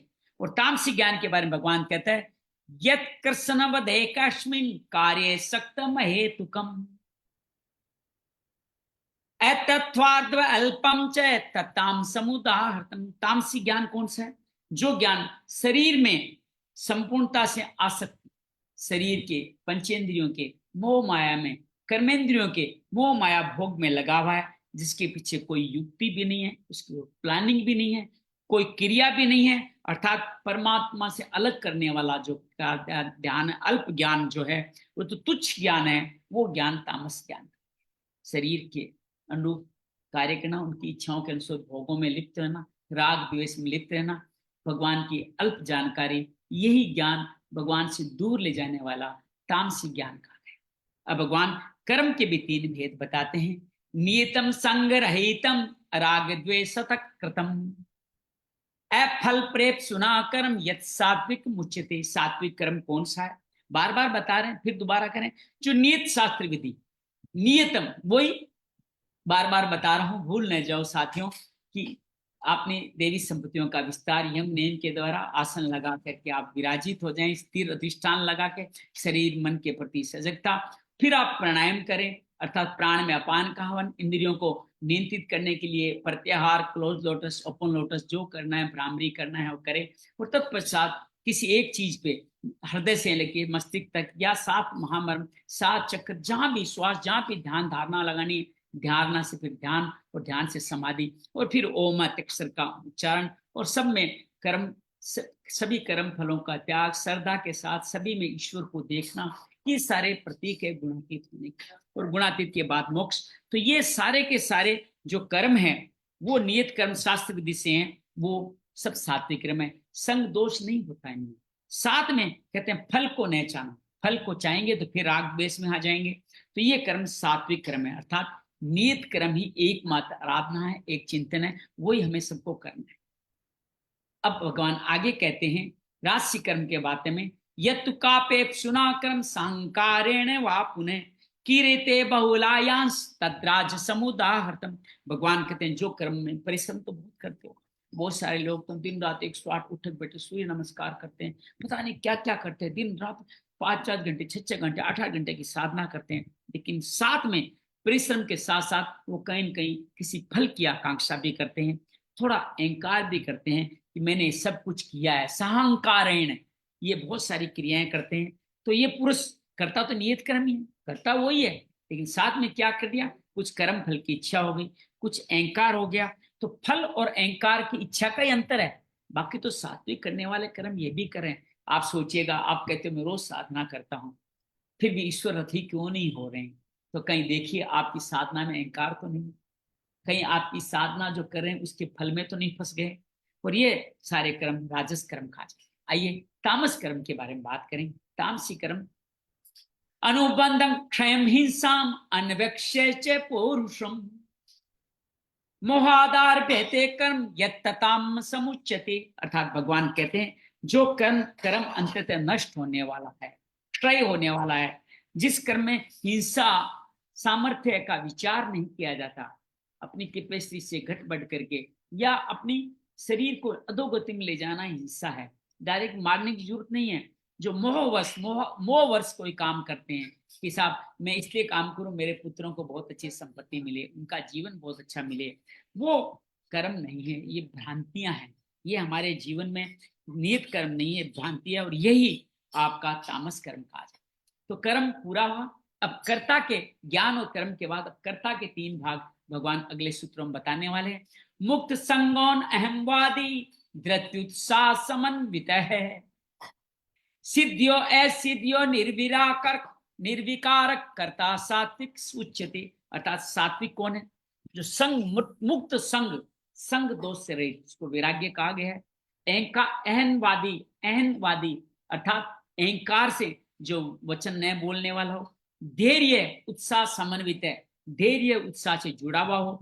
जो सिद्ध होने में न कोई खुशी है, न असिद्ध होने में निर्विकार, कोई विकार नहीं पड़ता, अर्थात राग द्वेष से मुक्त है, वही कर्ता आपका सात्विक कहा जाता है। ये उत्तम साधक के लक्षण है।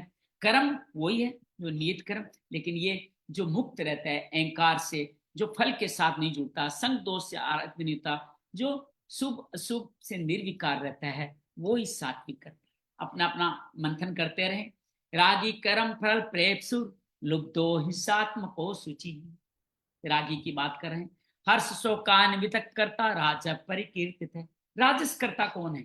हम सब लोगों में बहुत सारे में रागस है, आसक्ति युक्त। बार बार बता रहे हैं, जो आगे पहले बताया गया कर्म में वही करता है। कर्म कौन करेगा?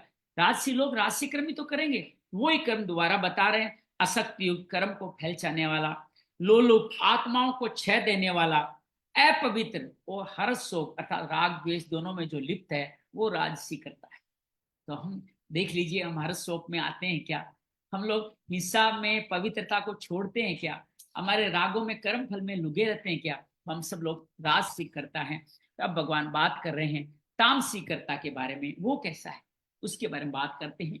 अयुक्त प्राकृत स्तबो निष्कृति कोलस है, विषादी दीर्घ सूत्री च करता तामस उच्यते। लंबी लंबे विचार बनाता है, लंबी लंबी बातें करता है, लेकिन करता कुछ नहीं है। ये चंचल चित्त वाला है, साथ में असभ्य है, घमंडी है, दूसरों के कार्य में बाधा पहुंचाने वाला है, शोक करने के स्वभाव वाला, आलसी और दीर्घ सूत्री। कल कर लूंगा, कल कर लूंगा, कल कर लूंगा, प्रमाद करता है, टालता रहता है, बार बार टालता रहता है। उसके करने की इच्छा उसे भी रहती है कि मुझे काम करना है, क्योंकि कुछ सत्व तो उसमें भी जानता तो है, लेकिन करता कभी नहीं है। इस तरह से ऐसा करता तामसी प्रता कहते हैं। अब भगवान 3 और भाव बताएंगे, 3 नया प्रश्न उठाते हैं भगवान, स्वयं उठाते हैं। जब आप में जिज्ञासा होती है तो भगवान कुछ नई बातें अपनी तरफ से भी जोड़ते हैं। वो है 3 प्रश्न, बुद्धि धारणा और सुख। इन तीनों के 3 भेद बताएंगे। कौन सी बुद्धि सात्विक है, कौन सी धारणा सात्विक है। बुद्धिर्भेदं धृतश्चैव गुण ततस्त विद्रम शृणु। मैं गुण, धृति और प्रोच्यमान शेषेण पृथक्त्वेन धनंजय। तो बुद्धि, धारणा और शक्ति का भी, गुणों का कान, 3 प्रकार का भेद मुझसे तुम अब सुनो, मैं तुम्हें बताना चाहता हूँ। तो आइए भगवान क्या कहते हैं बुद्धि के बारे में, सात्विक बुद्धि कौन सी है उसके बारे में बता रहे हैं। परवर्तिंच निवर्तिंच कार्य भया भय। बड़ा आनंद आ रहा है। बंधम मोक्षं चयावेति बुद्धि सा पार्थ सात्विकी। हे भगवान पार्थ, वो जो प्रवृत्ति और निवृत्ति, कर्तव्य अकर्तव्य, भय अभय, बंधन मोक्ष को जो बुद्धि यथार्थ रूप में जान, अर्थात सही क्या है गलत क्या है, शुभ क्या है अशुभ क्या है, कौन सा बंधन है कौन सा मोक्ष प्रदान करेगा। प्रवृत्ति आपको बंधन में बांधती, निवृत्ति आपको मोक्ष प्रदान करती है। ये जो कार्य बुद्धि जिस बुद्धि से किया जाता है वो सात्विक बुद्धि, अर्थात सही जानना और उसके अनुरूप कार्य करना, वो सात्विक बुद्धि का कार्य। आइए राजसिक बुद्धि को देखते हैं, वो क्या कहते हैं। ये अधर्मंच कार्य में विधि वही है लेकिन नहीं मानते। यथात्व प्रजानाति बुद्धि सा पार्थ सात्विकी, अर्थात जिस बुद्धि द्वारा मुझे धर्म और धर्म, कर्तव्य अकर्तव्य को यथा जैसा है वैसा नहीं जानता, वो बुद्धि राजसी है। अर्थात आप काम तो वही कर रहे हैं लेकिन बीच में अधर्म भी घुस जाता है। कहीं ना कहीं आप उस काम को करते करते कर्तव्य और अकर्तव्य, क्या करना है क्या नहीं करना है, वो सीमा रेखा भूल जाते हैं, तो वो कार्य करते हुए भी आप राजसी बुद्धि वाले कहे जाए। तामसी बुद्धि अधर्मं धर्म मितीया मन्यते तम सावर्ता, सर्वात्थान विपिनतांश्च बुद्धि सा पार्थ तामसी। भगवान स्पष्ट करते हैं कि कौन सी बुद्धि तामसी, उसके बारे में कहते हैं जिस तमोगुण से ढुकी हुई बुद्धि, जो अधर्म का धर्म मानती है, चाहे धर्म को अधर्म मानती है, विपरीत देखती है, वो बुद्धि तामसी बताई है। तो तीनों के भेद बताए यहाँ पे, बुद्धि के तीन भेद यहाँ पे बता दिए। जो प्रवृत्त होना निवृत्त होना जानता है, उसके अनुरूप कार्य करता है, कर्तव्य करते हुए जानता है, वो सात्विक है। जो जानते हुए भी कार्य नहीं करता, कभी शुभ में फंसता है कभी शुभ फंसता है, काम कर रहा है, वो तामसी। जो विपरीत कार्य करता है, अधर्म का काम करता है, वो आपका तामसी कहा जाता है। अब धारणा के तीन भेद भगवान अगले सूत्र में बताते हैं। धर्त्यायाधार्यते मन प्राणेन्द्रिय क्रिया योगेना वे विचारिण्या धरती सा पार्थ सात्विकी। भगवान कहते हैं कि योगिक क्रिया द्वारा अव्यभिचारणी, अव्यभिचारणी भगवान के अलावा और कोई नहीं, अनन्य जो भक्ति की में धारणा, अर्थात भगवान के अलावा किसी का धारणा किसी पे लगाना नहीं, अर्थात धारणा यहाँ से लेके यहाँ तक आपने कोई भी स्थान पे, या राम पे, ओम पे, सोहम पे, जो भी बीज मंत्र मिला उस पे आपने स्थित होकर टिक गए, प्राण को, क्रियाओं को, सबको वहां लगा दिया। क्या व्यभिचार है? चित्त प्राण का बहक जाना, विधि नियत क्रम से हट जाना, ये व्यभिचार है।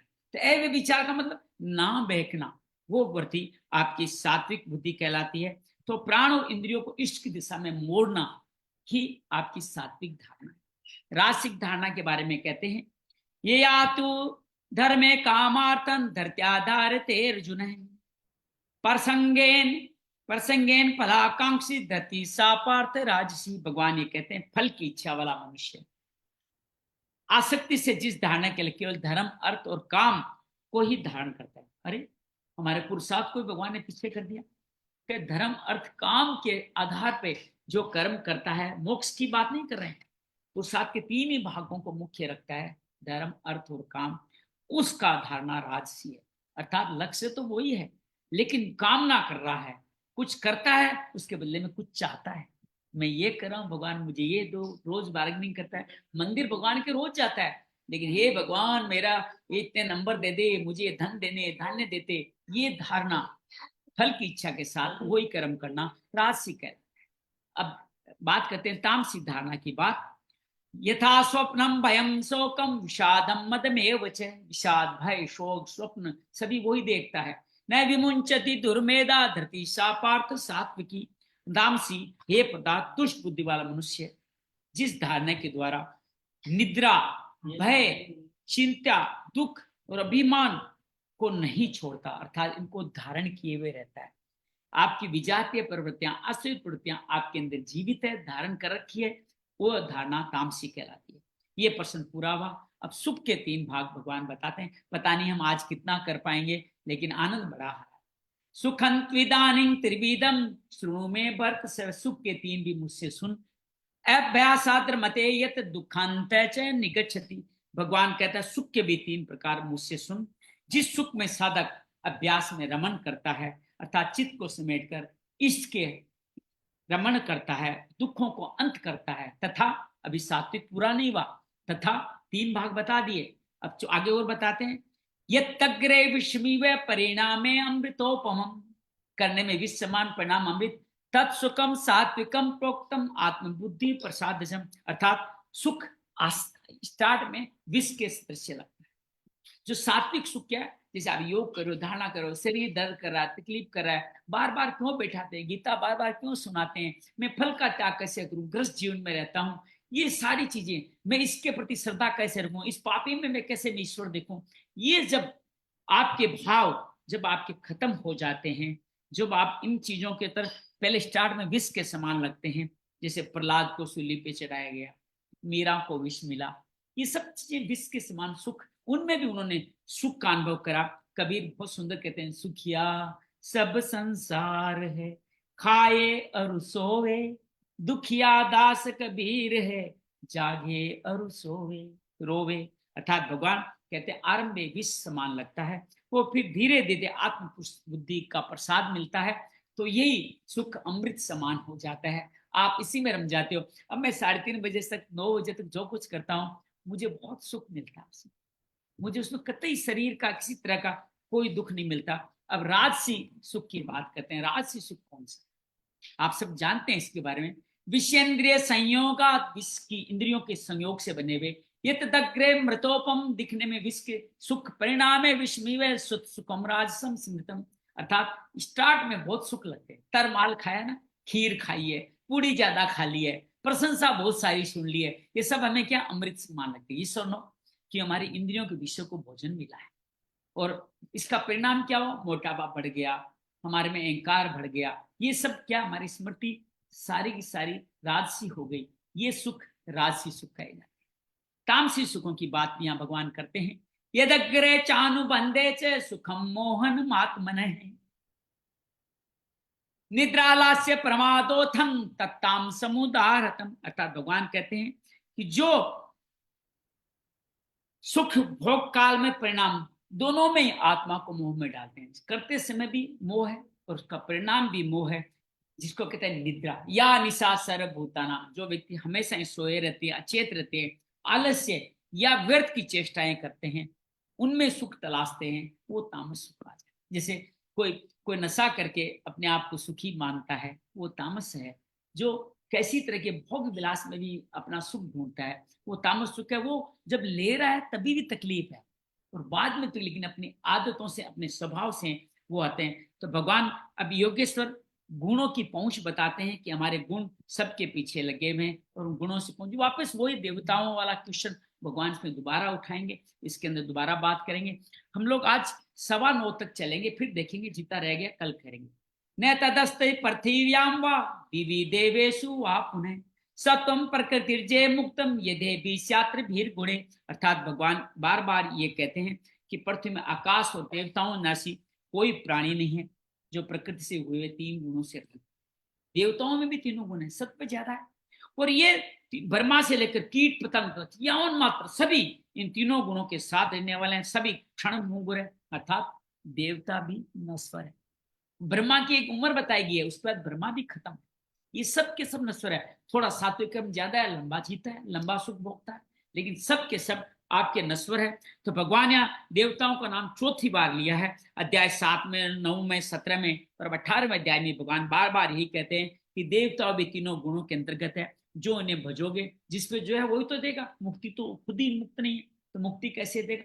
तो नाश्वर को पूजा करते हैं, और एक बहुत सुंदर व्याख्यान है श्रीमद् भागवत में, वहां भी बड़ा क्लियर किया गया है, सुख और प्रतिशत का एक बड़ा सुंदर संवाद है, जिसके अंदर उपदेश देते हुए कहते हैं कि स्त्री पुरुष प्रेम के लिए शंकर पार्वती को, आरोग्य के लिए अश्विनी कुमार को, विजय के लिए इंद्र को, धन के लिए कुबेर की पूजा करें। इनके पास ये सब कुछ है, लेकिन मुक्ति पानी है तो नारायण नारायण नारायण की उपासना करें। तो भगवान स्पष्ट करते हैं कि आप मोक्ष के लिए सिर्फ एकमात्र नारायण की पूजा करनी चाहिए। और तुलसीदास जी गीता को ही अपने शब्दों में कहते हैं, क्या कहते हैं, तुलसी मूल ही सींचिए फूलई फलई अघाय, अर्थात सर्वव्यापी प्रभु एकमात्र मूल है, उसी का स्मरण करेंगे निष्कपट भाव से, तो आप जीवन में आगे बढ़ेंगे। तो आश्री और देवी 2 तरह की वर्तियां हैं। देवी संपत्ति परमात्मा का दिग्दर्शन कराती है, आसुरी संपत्तियां हमें देवताओं की तरफ लेके जाती है। नाम आसुरी है, लेकिन ले जाती देवी संपत्तियों की तरफ है। ये सब तीनों गुणों के अंतर्गत है। गुण के शांत होने के पश्चात ये वृत्तियां भी शांत हो जाती है, अर्थात योगी के लिए कोई कर्तव्य शेष नहीं रहता। न सात्विक संपत्ति रही, न आसुरी संपत्ति रही। अब वह वर्ण व्यवस्था का प्रश्न दोबारा भगवान उठा रहे हैं। आगे क्या क्या चतुर्मय वर्ण्या मम श्रेष्ठम, चौथे अध्याय में, बाद में हम समझेंगे। 4 तरह के वर्ण भगवान ने बनाए। उन वर्णों के आधार पर भगवान अर्जुन को समझाते हैं क्या किस वर्ण के तक तुम कार्य करोगे। तो वर्ण के विषय तक आज चलेंगे। ब्राह्मणे क्षत्रिय विश्याम शूद्राणाम च परंतप कर्माणि परवी भक्तानि स्वभाव परवेर गुणे। भगवान कहते हैं ब्राह्मण क्षत्रिय वैश्य और शूद्रों कर्म स्वभाव से उत्पन्न, जैसा स्वभाव वैसे उक्त, स्वभाव से उत्पन्न गुणों द्वारा विभक्त किए गए। मतलब किसी को भगवान ने नीचा नहीं समझा। जो व्यक्ति अभी साधना में लगा ही है, अभी रास्ता ढूंढ रहा है, मार्ग ढूंढ रहा है, गुरु ढूंढ रहा है, विधि ढूंढ रहा है, उसको शुद्ध कहते हैं। तो भगवान स्पष्ट कहते हैं कि सात्विक गुण होगा तो आप अपने आप में निर्मलता होगी, ध्यान समाधि की क्षमता होगी, तामसी में आलस्य निद्रा प्रमाद रहेगा, उसी आधार पर कर्म होगा। जो गुण कार्य रहता है वही आपका वर्ण है, वही स्वरूप है। आप जिस गुण की अधिकता में चलते हैं तो आप किस तरह से कार्य करता है उसी तरह आपका कर्म होगा, वही स्वरूप है। अर्ध सात्विक अर्ध राजस में से एक वर्ग क्षत्रिय का बताया गया, आगे और क्लियर करेंगे भगवान। आधा से कम तामस और विशेष साधक वर्ग रजस है, और पूरा तामस आपका तमस को कहा गया है, वो आपका तमस के बारे में बात की है, जो आपको शुद्ध कहा गया। तो भगवान बार बार ये कहते हैं कि अपने धर्म में परिवर्तित होना होगा। मैंने 4 जांचों में गुण कर्म विभाग क्षय के आधार पे तुम लोगों को बांटा है। श्री कृष्ण के शब्द में कर्म एकमात्र पुरुष की क्रिया है, ईश्वर प्राप्ति का आरक्षण आराधना है, और हम जिस स्टेप पे खड़े हैं वही हमारा वर्ण है। तो ये ज्ञात कर्म को 4 भागों में बांटा है भगवान ने। हमें से कौन सा कर्म उसके अंतर्गत है उसके बारे में अब भगवान बात करेंगे।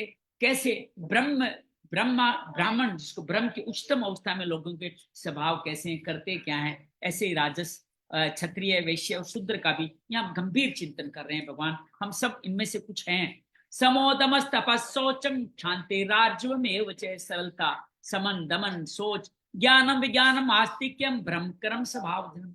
जिनके स्वभाव में मन का समन, इंद्रियों का दमन, पवित्रता, शांति, सरलता, ज्ञान और उस ज्ञान के आधार पर काम करने की क्षमता, निर्देशों की जागृति, उनके साथ चलन करने की क्षमता आप में है, तो आप सब ब्राह्मण हैं। यहाँ भगवान ने ये नहीं कहा कि आप किसी ब्राह्मण कुल में जन्म लेंगे, अर्थात किसी वेद पाठी ब्राह्मण या जिसके पीछे शर्मा या ब्राह्मण कुछ लगा वो ब्राह्मण है, वो नहीं। भगवान ने कहा ये स्वभाव आप में है तो आप ब्राह्मण है। तो क्या ब्राह्मण धर्म में जमाओ में ये स्वभाव नहीं है तो क्या वो ब्राह्मण नहीं है? भगवान स्पष्ट कहते हैं नहीं, वो ब्राह्मण नहीं। बहुत सारे लोग मुझे कहते हैं आप ये ब्राह्मण वाले कार्य क्यों करते हैं? मैंने कहा मैं कुछ नहीं कर रहा हूँ, ये जीवन में जो जो स्वभाव बन के उसने अपने आप ही घटते जा रहे हैं। तो ये ब्राह्मण का स्वभाव यहाँ पे बताया। अब क्षत्रिय का स्वभाव बताएंगे, क्षत्रिय कैसा होता है। हम सब में से कई लोग क्षत्रिय भी हैं। श्रोयन्ते जो धृतिताक्षम युद्धे चाप्य पलायनम, युद्ध से न भागने वाला, दानमीश्वर भाव क्षात्रम कर्म स्वभाव जम। अर्थात भगवान बार बार ये कहते सूरवीरता। सूरवीरता है क्या? जो साधना मिली उस पर रोज लग जाना, यही शौर्य है। ईश्वर का तेज का मिलना, ईश्वर का तेज उसको मिला है तभी तो सूरवीर है। धृति धारण कर सकता है, वो चिंतन में दक्ष है, अर्थात क्रम सुकौशलम में स्थापित हो सकता है, तथा प्रकृति के संग से न भागता। युद्ध छोड़ के भागने वालों को क्षत्रिय कहते हैं क्या? नहीं कहते, कायर कहते हैं उसको। हम सब साधना सीख कर भाग जाए तो हम कायर कहलाएंगे। स्वभाव दान सर्वस्व है, दान ईश्वर भावस्व है, जो सब कुछ सर्वस्व का दान कर सकता हो, सब भावों पर स्वामी भाव अर्थात ईश्वर का भाव हो, वो क्षत्रिय के स्वभाव में कहलाता है। जिसमें ये सब पाई जाती है वो करता क्षत्रिय। अब वैश्य और शूद्र को भी देख लेते हैं, यहीं तक आज चलेंगे। वैश्य सूत्र का भी निर्धारण कर लेते हैं। कैसे वैश्य क्या करता है? कृषि गोरक्ष वाणिज्यम वैश्य कर्म स्वभाव। जब कृषि गोरक्ष वो व्यापार वैश्य का कर्म है। परिचात्मक कर्म शूद्रश्चापि स्वभाव जम। भगवान ये कहते हैं कृषि गोरक्षा वाणिज्य ये वैश्य कर्म के स्वभाव जन्म में। गो पालने क्यों? एक संत कहते हैं क्या बकरियों को भैंसों को सबको मार डालें? यहाँ शौर्य गो का मतलब है इंद्रिय, अर्थात जो व्यक्ति इंद्रियों को संयमित करना जानता हो, इंद्रियों को नियमित करना चाहता हो, ये हमारा शरीरी क्षेत्र है। क्षेत्र मतलब खेत, खेत में करते हैं कृषि, अर्थात इन संयम के द्वारा हम खेत में जिस तरीके से कृषि की जा सकते, वाणिज्य कहते हैं उस संपदा का विस्तार, सात्विक संपदा का विस्तार, ये जो कर सकता है वो वैश्य क्रम में कहलाता है। और ये इस इंद्रियों की रक्षा की बात में बात करी, पृथ्वी के द्वंद्वों से धीरे धीरे दूर चले जाते हैं, वही आपका वैश्य कहलाते हैं। तो भगवान कहते हैं विद्या धन सर्व धन प्रधानम, अर्थात इन सबको अर्जित करना ही वाणिज्य है।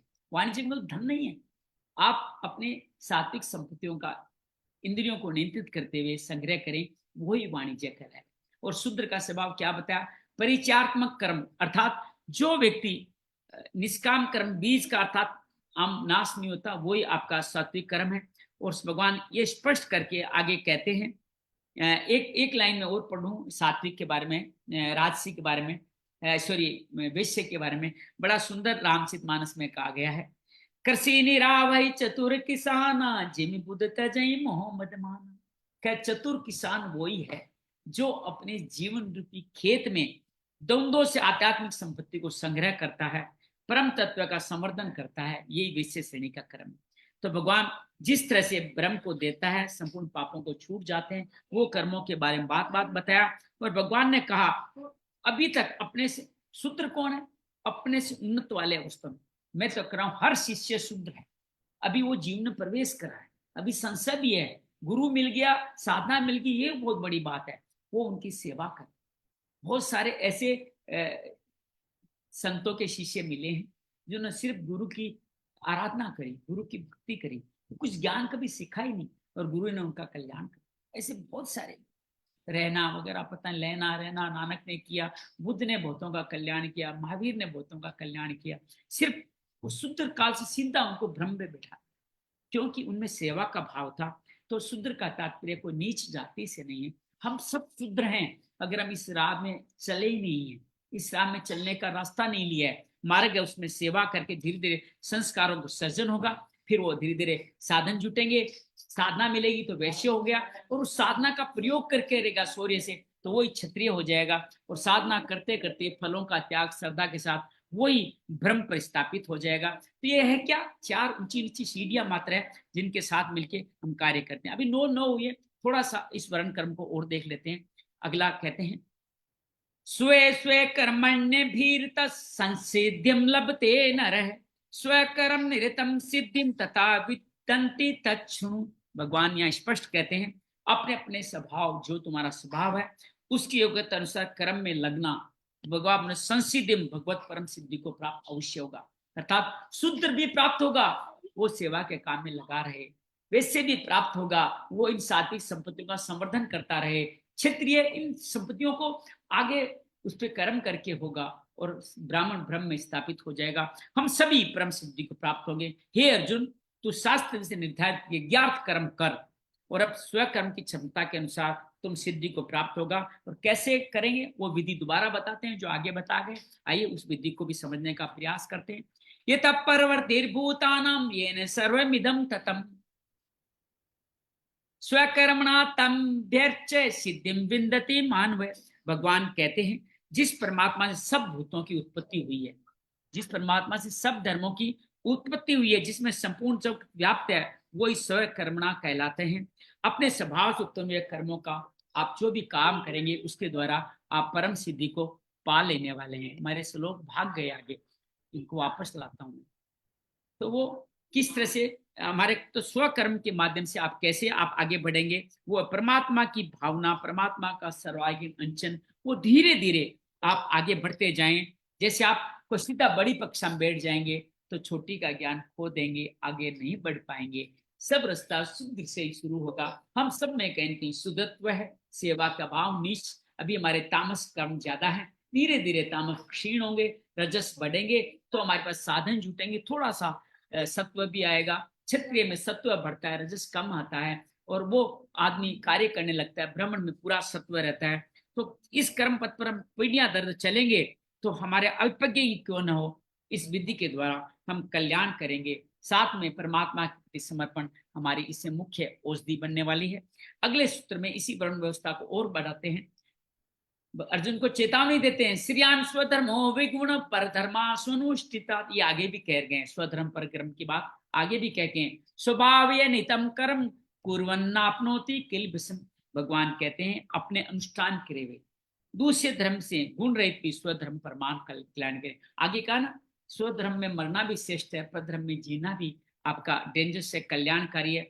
तो स्वभाव से निर्धारित कर्म को आपको करने से मनुष्य आवागम कभी प्राप्त नहीं होता, अर्थात वैश्य भी दोबारा अपग्रेडिंग होता है।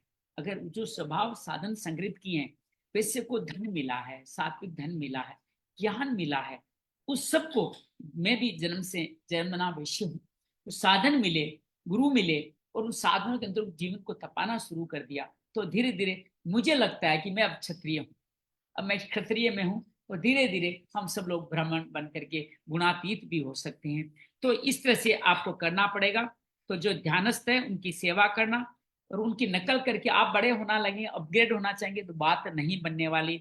भगवान साफ कहते हैं तो अपने स्वभाव से कर्म करने की जो क्षमता है उससे परम सिद्धि प्राप्त होगी, उसके अलावा और कुर्वन् नाप्नोति, और कोई तरीका तुम्हारे जीवन में आगे बढ़ने वाले हैं। और अर्जुन को बड़ा सुंदर ये अपने धर्म सहजं कर्म कौनते, जो सहज कर्म है सदोषमपि न तेजित, उसको न त्यागिए दोष होने पे। सर्वारंभा ही देशण धुम्ना अग्निर्भावता, भगवान कहते हैं दोष युक्त, अभी दोषों में बाहुल्य है तो दोष युक्त तो है। सहज कर्म स्वभाव से उत्पन्न जो भी सहज कर्म है उनको त्यागना नहीं चाहिए।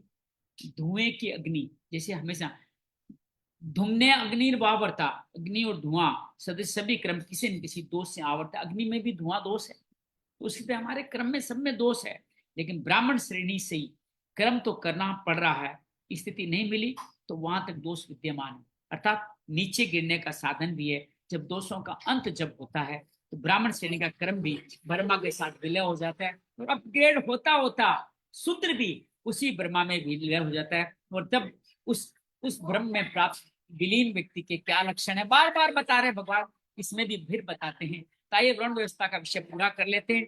क्या कहता है भगवान यहाँ पे, असक्त बुद्धि सर्वत्र जितात्मा विगत स्प्रह निष्कार्मण्य सिद्धिम परमाम सन्यासिना दिगच्छति।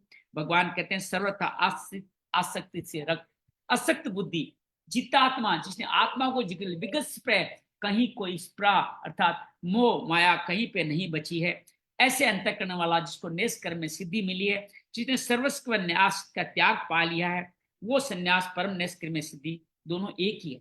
यहाँ सांख्य योगी नहीं पहुंचता, यहाँ निष्काम कर्म योगी पहुंचता है। हल्का सा बता दिया है, निष्काम परमम संन्यासेन दिगच्छति, जितात्मा वही होगा जो निष्काम कर्म योगी होगा। दोनों मार्ग के लिए रास्ता समान है। परम निष्कर्म सिद्धि प्राप्त जैसे ब्रह्म को प्राप्त होता है उसका संक्षेप में और जिक्र करते हैं। ये बातें कई बार रिपीट करी है भगवान ने, हम पे बड़ी दया करते हैं। सिद्धिम प्राप्त हो यथा ब्रह्म यथान प्रोति निबोधि में समासे नेव कौन्तेय निष्ठ ज्ञानस्य या परा। तो भगवान बड़ा स्पष्ट रूप से कहते हैं, विशेष रूप से शुद्ध बुद्धि से युक्त एकांत और शुभ देश का सेवन करने वाला, साधना में जितना सहायक हो उतना ही आहार करने वाला। आहार कितना, फिर आहार की बात की है, उतना ही आहार जितना साधना में सेवक। लोग मुझे कहते हैं आप थोड़े पतले हो गए, मेरी साधना चल रही है, इसलिए मेरी साधना अच्छी चलती है, मैं योग ध्यान करता हूँ अच्छा लगता है, मैं हफ्ते में 4 दिन लेता हूँ मुझे अच्छा लगता है, मेरी साधना चल रही है, तो मेरे लिए यही भोजन उचित है। तो आपके 2 टाइम भोजन करके थे आपकी साधना जीवित रहती है, तो आप 2 टाइम का भोजन कीजिए, धीरे धीरे आप अपना कल्याण अपने आप कर सकते हैं। तो इस तरह से उतना ही आहार करने वाला, जीते हुए मन और वाणी वाला, वही मन वचन मनसा वाचा कर्मणा दृढ़ वैराग्य को प्राप्त हुआ व्यक्ति, इस तरह से ध्यान योग के प्रायण व्यक्ति जीवन में आगे बढ़ता है। दूसरे श्लोक में भी इसी का विस्तार करते हैं, वहां तक पहुंचते हैं, यात्रा करते हैं। बुद्धिया विशुद्धया युक्तो धैर्यात्मानं नियम्य शब्दादीन विषयान सक्त्वा राग द्वेषो विदुष्यते। तो भगवान कहते हैं राग द्वेष से विशुद्ध होकर के जो शब्द अर्थात शब्द आदि इंद्रियों के 5 विषयों में जो मोह नहीं रखता, वो व्यक्ति मेरे जीवन में मेरे ऐसा व्यक्ति ही गुणातीत मेरा भक्त। इसी को स्पष्ट करते हैं, विभक्त से भी लघवासी यत वाक्काय मानसा ध्यान योग परो नित्यम वैराग्यम समुपासितम। तो भगवान स्पष्ट कहते हैं कि ऐसे व्यक्ति ध्यान योग के प्राण होकर के मुझ अंतःकरण को वश में करके शब्दाधिक विषयों को त्याग करके राग द्वेष को नष्ट करके, तथा एक और बात रह गई है वो भी स्पष्ट करते हैं, ऐंकारं बलं दर्पं कामं क्रोधं परिग्रहं विमुच्य निर्मल शांतो ब्रह्म भूयाय कल्पते। अहंकार, बल, घमंड, काम, क्रोध, बाह्य वस्तुओं सबका, आंतरिक वस्तुओं का सबका चिंतन वो त्याग देता है। ममता रहित शांत अंतःकरण वाला पुरुष मेरे साथ एकाधिकार करने के लिए योग्य होता है। तो यहाँ तक का हम लोग प्रवेश करते हैं और बाकी बातें कल करेंगे कि हमने 9:15 का समय लिया था, 9:17 हो चुका है। तो आइए यहीं पे नमन करते हैं भगवान को और यहीं पे 18वें अध्याय को बीच में ही छोड़ करके हम लोग आगे बढ़ने का कार्य करते हैं। हमारे साथ अभी भी अरुणा, मीनाक्षी दूसरी मीनाक्षी, राजलक्ष्मी, रानी, रेणु, संतोष जुड़ी। आप सबका भैया बहुत अच्छा था, बहुत ही अच्छा लगा, बहुत ही अच्छा। और आपको भैया ये जो आप यात्रा पे जा रहे हैं भैया, इसकी डिटेल हमारे को भी दे दो। दीदी, हम लोग यहाँ दिल्ली से निकल रहे हैं दीदी। हम लोग यहाँ 28 तारीख की सुबह यहाँ से वंदे भारत से अयोध्या पहुंचेंगे। उस दिन रात को अच्छा अयोध्या रखेंगे, सुंदरकांड पाठ करेंगे। अगले दिन फिर भगवान जी के शब्द संगे शाम को 5 बजे वहां से वंदे भारत से हम लोग काशी पहुंचेंगे। रात को हर जगह एक रात्रि निवास है, रात को 8 बजे पहुंच के वहां निवास करेंगे। अगले दिन रुद्राभिषेक करेंगे काशी मंदिर में। रुद्राभिषेक करते हुए शाम तक मंदिरों के दर्शन करते हुए कुछ आनंद करते हुए रात को फिर ट्रेन में दिल्ली पहुंच के आ जाएंगे। तो हम लोग तो भैया हम यहाँ से भी आ सकते हैं, जैसे वहां तो मिल सकते हैं बिल्कुल आ आपको? सकते हैं, मुझे बताइए, यथा संभव मैं व्यवस्था कर दूंगा। अच्छा, ये सितंबर की बता रहे हैं आप, 28 28 सितंबर? सितंबर, ये शनिवार रविवार सोमवार की बात है। ओके। सोमवार को हम रुद्राभिषेक करना चाहते थे, इसलिए सोमवार को डाला है इसमें, और शनि रवि को अयोध्या रहेंगे। ये अच्छा ओके, तो बहुत ठीक बहुत है। धन्यवाद आपका। आप सबने सुना, बहुत अद्भुत है साहब। 18वां अध्याय भी सुन लो तो सब कुछ कल्याण हो जाता है।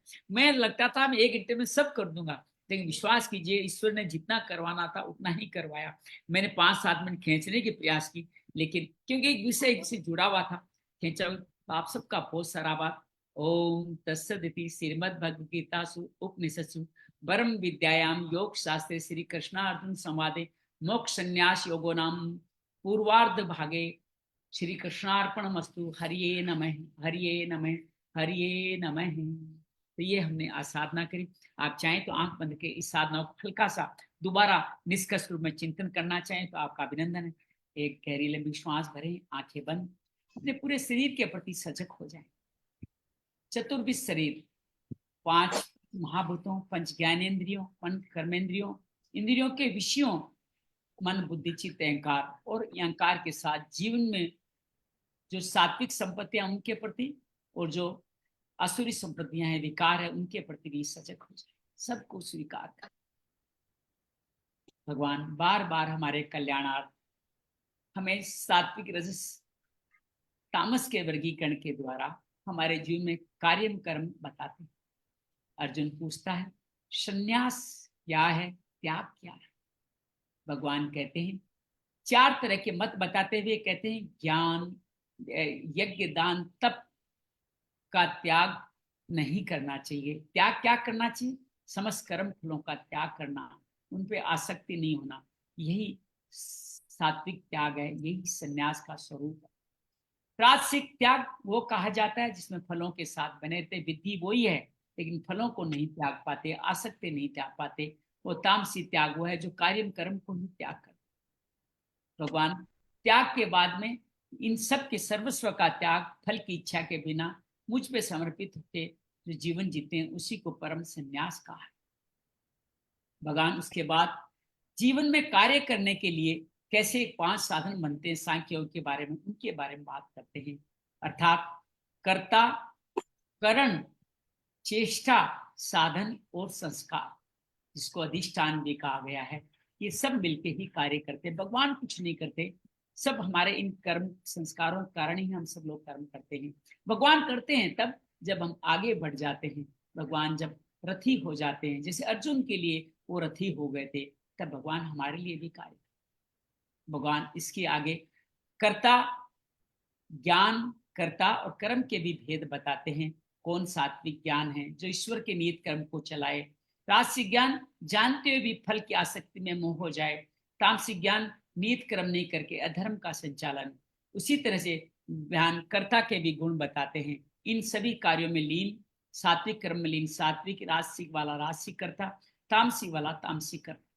और इसी तरह ज्ञान भी इन्हीं तरह के कर्ता के बाद में कर्म के बारे में बताए, इनके अनुरूप कार्य करना ही सात्विक राजसिक तामसिक कर्म बताया गया। धारणा सुख बुद्धि के भी भेद बताए, भगवान के अंदर ही धारणा बनाए रखनी सात्विक धारणा है।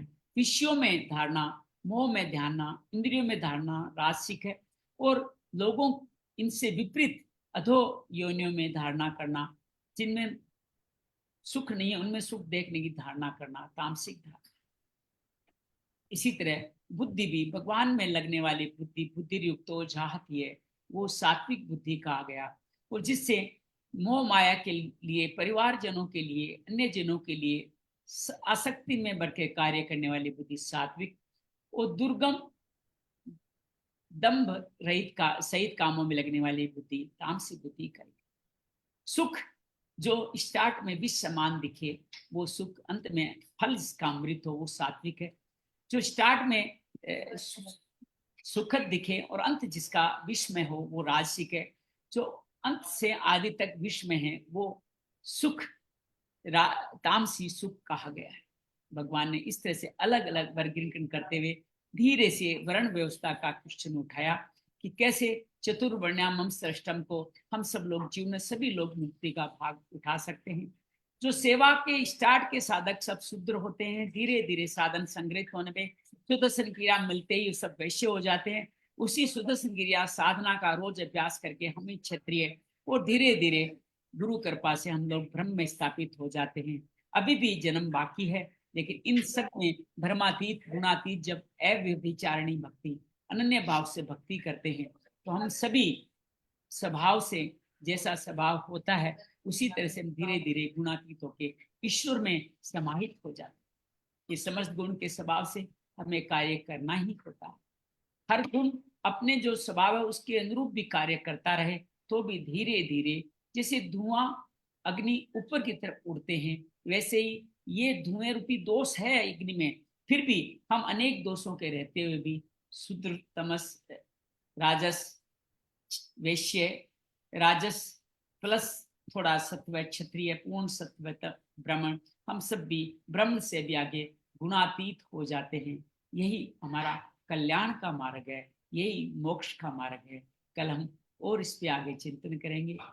ओम वसुदेव सुतं देवं कंस चाणूरमर्दनम देवकी परमानंदम कृष्ण वंदे जगद्गुरु, श्री कृष्ण वंदे जगद्गुरु। ओम शांति शांति शांति। माफी चाहता हूँ, कथा में ध्यान नहीं रहा, कुछ ज्यादा समय ले लिया। कल हमारे पास में करीब 20-22 श्लोक हैं, तो कल हम लोग पहला अध्याय नहीं करेंगे, कल हम यही अध्याय को करेंगे और साथ में इसका निष्कर्ष, पूरे गीता का निष्कर्ष उपसम पे भी बात करेंगे। लेकिन कल का समय हमारा रहेगा जब हम 7:45 बजे हमारी क्लास खत्म करेंगे, उसके तुरंत बाद, अर्थात थोड़ा बहुत नाश्ते के लिए टाइम देते हैं आपको। कल हम लोग आज जैसे रोज हम लोग ये 8 बजे शुरू करते हैं, कोशिश करें उसी 8 बजे आ जाए। 15 मिनट का अपना विराम, कोशिश करेंगे 7:30 कोर्स खत्म करें, नहीं तो आप 7:45 भी हो जाता है तो भी आप 8 बजे आ जाइएगा। 8 बजे से हम लोग इसी 18वें अध्याय का दूसरा भाग जो बहुत अद्भुत है, जिसमें भगवान अंतिम मुक्ति का संदेश देते हैं। वो कहते हैं यात्रा ये करनी मत कर, चल मैं इस बिना यात्रा भी तुम्हें मुक्त कर दूंगा। वो सुनने लायक है कि कैसे भगवान बिना कुछ करे ही मुक्त करवाने को तैयार, क्या चाहते हैं हमसे, कितने दयालु है। उस दयालु भाव का हम कल वर्णन समझेंगे। आपको कैसा लगा? मीनाक्षी, अरुणा, मीनाक्षी द्वितीय, चौधरी जी, राजा लक्ष्मी, रानीपुरी, रेणु, सब देखो सारी सारी मात्र शक्ति है। बहुत अच्छा लगा, सब शक्तियों का कल्याण समय, मुझे लगता है ज्ञान के आधार पर अगर कोई कल्याण का मार्ग है तो सिर्फ मात्र शक्ति ही आगे बढ़ा सकती है। बाकी सब लोग तो बेचारे परिवार को पालने में ही लगे, आप पालने के साथ साथ उनका उद्धार करने में लगी है। आप सब मात्र शक्तियों को नमन है, बहुत बहुत धन्यवाद। आप मात्र कल कुछ रिपीटर्स आ सकते हैं, रिपीटर्स? हाँ, यस, कैन, और सबका स्वागत है, सबका स्वागत। ठीक है भैया, वो शेयर कर देना आप ना, क्या डाल दूंगा सब आई। ठीक है भैया, ओके, कोई प्रॉब्लम। सबका स्वागत है, सबका अभिनंदन है। तो कल हम लोग बढ़ेंगे, यहीं पे आपसे विराम लेते हैं। बहुत बहुत धन्यवाद, बहुत बहुत मस्त रहे, आनंद रहे, मस्त रहो।